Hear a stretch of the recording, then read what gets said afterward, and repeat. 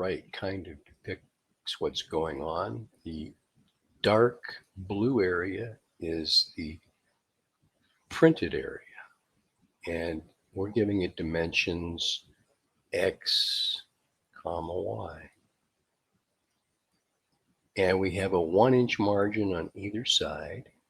So this is 1 inch, this is 1 inch. And the new dimension, or the dimensions of the bigger rectangle, are x plus 1 plus 1, or x plus 2. And this distance right here is y plus 1 plus 1, or y plus 2. So the area of the big rectangle is x plus 2 times the quantity y plus 2. And we know that y is equal to 99 divided by x. Before we go through calculus to see how we could find the value, x value that generates the minimum minimum area of the blue rectangle, let's just go to Desmos so you can see what's happening. So here I am on Desmos. If I change the value of x, see how the printed area changes? And so does the area of the big rectangle. But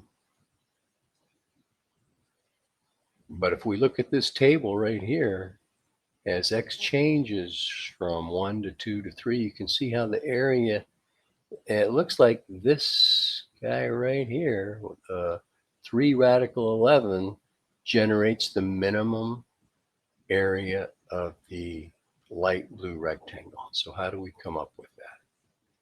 Well, the key is that y, and I can call this y here, y is 99 over x. So I can put this 99 over x right there.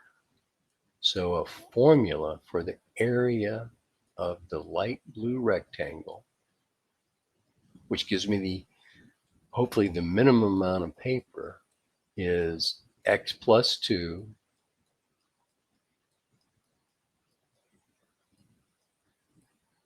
and I'm going to put 99 over x in for y. So there's the area of the light blue rectangle depending on the value that you choose for x. How do we find out the critical numbers for this function? Well, we find the first derivative and set it equal to 0. How do we find the first derivative? Well, in this form, you'd have to use the product rule. So what I might do is multiply these two binomials together using FOIL. X times 99 over x is 99. The outer product is 2x. The inner product is 2 times 99 over x, or plus 198 over x, or x to the minus 1.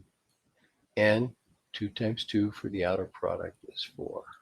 This is supposed to be x to the minus 1 here. Okay, and that's what this is right here. The 99 plus 4 is 103. So this is what we're going to take the first derivative of, and that will be a prime is equal to 2 minus 198 x to the minus 2, or over x squared. And to find the critical numbers, we set that derivative equal to 0. So we will get 2 equals 198 over x squared.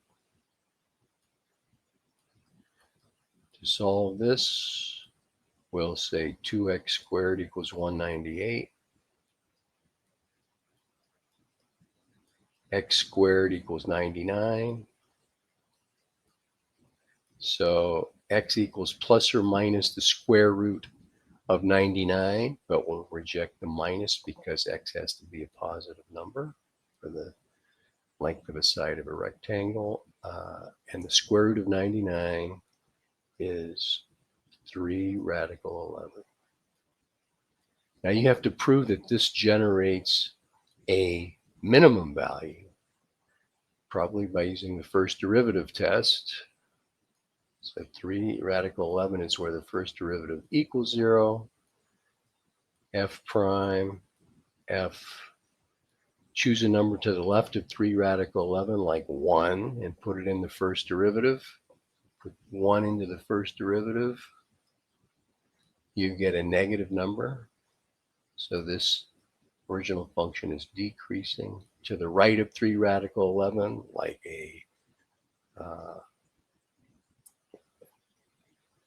well, let's see, like a 15.